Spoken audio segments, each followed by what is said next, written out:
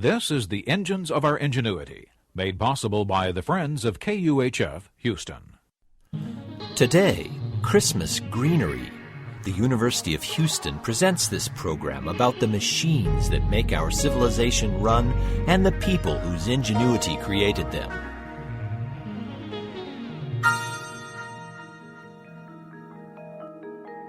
Did you get your Christmas tree yet? Just the right size? It's an ongoing concern.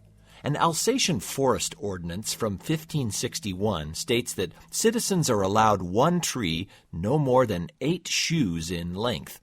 Undoubtedly, the largest-footed member of the household did the chopping. Germans loved their evergreens, and they finally convinced us to love them too. But our colonial forebears were torn enough about celebrating Christmas at all, much less with decorated trees.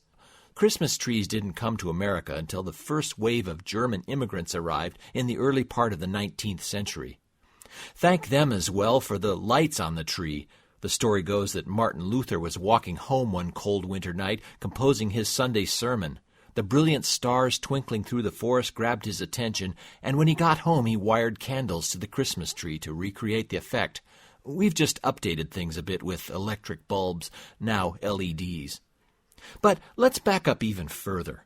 What's the connection of trees to Christmas to begin with? One legend concerns an English monk, Saint Boniface, preaching to Germanic Druids in the 8th century. They already had a sacred tree, the oak. To provoke things, the evangelist chopped one down right then and there. It crashed to the ground, trampling everything in its path, except one small evergreen sapling. St. Boniface continued his preaching, using the invincible baby fir tree to represent the Christ child. A tradition was born, and trees were planted across the land. So the story goes. Are your halls decked with holly? Holly joined the festivities as a pinch hitter. The Druids also revered mistletoe and used it in their rituals. The Scandinavians associated it with the goddess Frigga, for whom we name our favorite day of the week. What does all this have to do with holly? The church thought holly made a much better Christmas symbol than mistletoe. Its thorny leaves recall Jesus' crown of thorns on the cross, and the tiny red berries, drops of blood. We can't have holly without ivy. What's that all about? Well, again, think botanically. Ivy has heart-shaped leaves and tendrils that cling lovingly to anything in their path. Could there be a better emblem of the virtue of charity?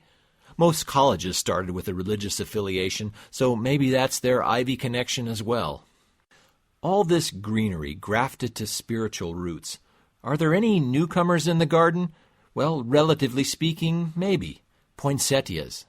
The Aztecs made dye from their leaves, and Franciscan friars in Mexico incorporated them into Christmas in the 17th century. They have no ancient tradition. They're just beautiful. And may your holidays be beautiful and green this Christmas season. I'm Roger Kaza from the University of Houston, where we're interested in the way inventive minds work.